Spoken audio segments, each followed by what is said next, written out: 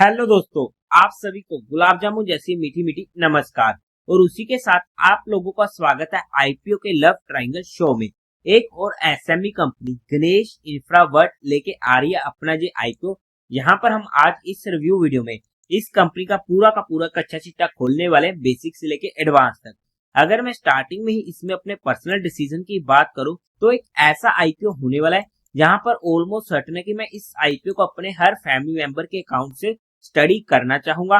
But जो भी final decision होगा वो मैं आप लोगों को टेलीग्राम चैनल पर अपडेट कर दूंगा। बट फिर भी आप लोग एक बार इस वीडियो को देख लीजिएगा, समझ लीजिएगा, फिर अपने रिस्क रिवॉर्ड रेशो और माइंडसेट के अकॉर्डिंग अपने फाइनेंशियल एडवाइजर से कंसल्ट करके कोई फाइनल एक्शन बनाइएगा। उसी के साथ साथ आप लोगों को म्यूचुअल फंड में या इंश्योरेंस सेगमेंट में किसी भी तरीके की कोई भी हेल्पलाइन की जरूरत है, या आप लोग चाहते हो कि being a mutual fund distributor हम आपका पैसा मैनेज करने में आपकी हेल्प करें, चाहे वो SIP हो, STP हो, SWP हो, बूस्टर STP हो या लमसम अमाउंट हो, तो आपको डिस्क्रिप्शन में मेरा फोन नंबर मिल जाएगा, आप मुझसे कांटेक्ट कर सकते हैं। अब अगर हम कंपनी की बेसिक डिटेल की बात करते हैं तो ये 2017 में इनकॉर्पोरेट हुई थी। काम की बात करते तो फिर से इंफ्रा सेगमेंट की कंपनी होने वाली है और कंस्ट्रक्शन कंपनी ये होने वाली है जो ऑफर करती है wide range of construction related services.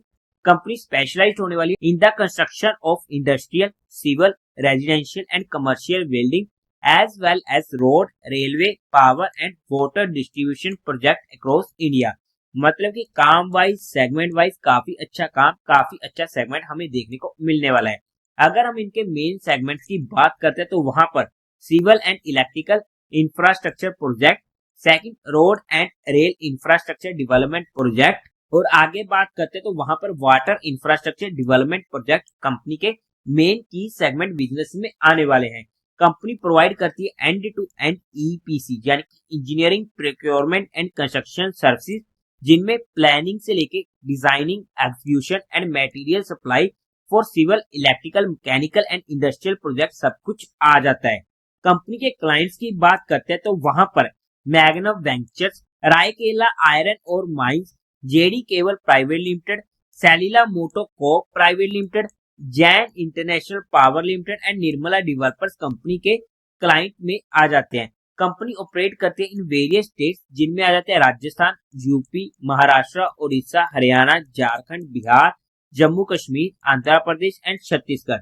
As of 31 August 2024 company के पास 41 एक्टिव प्रोजेक्ट होने वाले हैं अराउंड 574 करोड़ के, और ये प्रोजेक्ट स्प्रेड हुए हैं across 13 different states and sector. As of 31 August 2024 company के पास 42 डिपार्टमेंट एम्प्लॉयज होने वाले हैं। काम और सेगमेंट में हमें यहाँ पर कोई भी दिक्कत देखने को नहीं मिल रही है। हालांकि एक मेजर दिक्कत देखने को मिलेगी, कंपनी के एम्प्लॉयज हमें काफी ज्यादा कम देखने को मिल रहा है जिस तरीके का ये सेगमेंट होने वाला है। अब अगर हम कंपनी के कुछ इंटरनल रिस्क फैक्टर्स की बात करते हैं तो वहां पर सबसे पहले कंपनी का जो major revenue as per state देखते हैं तो वो सबसे ज्यादा मिलता है वेस्ट बंगाल से। मतलब कि company west Bengal, Uttar Pradesh and Orissa में ज्यादा एक्टिव होने वाली है। यही एक मेजर 3 स्टेट्स होने वाली है जहां पर कंपनी का ऑलमोस्ट 70% के रेवेन्यू करीब हमें जनरेट होते हुए देखने को मिला है। और ऐसे में अगर इन स्टेट्स में कोई भी दिक्कत आती है जिसकी वजह से कंपनी के काम पे इफेक्ट देखने को मिलता है, तो उसका इफेक्ट हमें कंपनी पर देखने को मिल जाएगा। और ऑब्वियसली ये बिजनेस जहां पर हम हमेशा डिस्कस करते हैं कि वर्किंग कैपिटल इंटेंसिव होने वाला है, मतलब कि कंपनी का कैश आउटफ्लो ज्यादा होता है ऐसे कामों में और इनफ्लो कम होता है। और अगर वहां पर इनके कैश आउटफ्लो में दिक्कत होती है कि इनके पास खुद के पास कैश अवेलेबल नहीं है, तो वहां पर इनके काम पर इफेक्ट पड़ेगा और वहां पर सीधा सीधा उस प्रोजेक्ट पे इम्पैक्ट देखने को मिलेगा, जिसकी वजह से कंपनी का ब्रांड नेम और कंपनी के काम पे भी हमें इफेक्ट देखने को मिलेगा। हमें पास्ट ईयर्स में कुछ नेगेटिव कैश फ्लोज देखने को मिले जहां पर आप चेकआउट कर सकते हैं। कंपनी का registered office and project office इनका खुद का नहीं होने वाला है और वो लीज बेसिस पर लिया गया है। कंपनी का मेजर रेवेन्यू जनरेट होता है इनके टॉप 10 कस्टमर से, आप चेकआउट कर सकते हो 65% का, और टॉप 5 से देखने को मिल रहा है 57% के करीब का 2024 फाइनेंशियल ईयर में, एंड सिमिलरली 2023 में एंड 2022 में। अगर ऐसे में वहां पर इनके कोई भी मेजर क्लाइंट से किसी भी तरीके की तू मैं होती है तो फिर से हमें उसका इफेक्ट कंपनी पर देखने को मिल सकता है। तो जहां पर हमने कुछ इनके इंटरनल रिस्क फैक्टर को स्टडी करने की कोशिश करी है, बाकी आप इनके DRHP में स्टडी आउट कर सकते हैं। अब अगर हम कंपनी के टेंटेटिव टाइम टेबल की बात करते हैं तो ये आईपीओ ओपन होगा 29 को, क्लोज होगा 3 दिसंबर को, अलॉटमेंट होगी 4 को, आपके अकाउंट में रिफंड हो जाएंगे या फिर क्रेडिट हो जाएंगे शेयर्स इफ फ्लोटेड 5 को। टेंटेटिव लिस्टिंग डेट 6 की, face value 5 rupees per share की, प्राइस बैंड 78 से 83 रुपीज पर शेयर का, 1600 शेयर्स का एक लॉट होने वाला है। टोटल इशू साइज है 98.58 करोड़ का, जो पूरा का पूरा होने वाला है फ्रेश इशू। एनएससी के एसएमई पोर्टल पर ये आईपीओ लिस्ट होने वाला है। कोटा की बात करते हैं तो क्वालिफाइड का 50% का, रिटेल में 35% का और एचएनई में 15% का होने वाला है। लॉट साइज में रिटेल कैटेगरी में एक लॉट पड़ेगा 1600 शेयर्स का, जिसकी अमाउंट पड़ेगी 1,32,800 रुपीज की। एचएनई कैटेगरी में मिनिमम 2 लॉट्स के लिए अप्लाई करना पड़ेगा, जिसकी अमाउंट पड़ेगी 2,65,600 रुपीज की। कंपनी के प्रमोटर्स की बात करते तो वहां पर विवोर अग्रवाल, रचिता अग्रवाल कंपनी के प्रमोटर्स होने वाले हैं। प्री इश्यू होल्डिंग थी 81.84% की।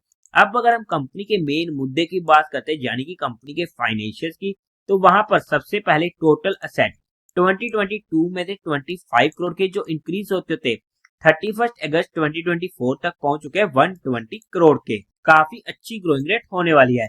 रेवेन्यू 2022 में था 81 करोड़ का, 2023 में 135 करोड़ का, 2024 में 291 करोड़ का एंड पहले 2 क्वार्टर ऑफ 2025 में 212 करोड़ का।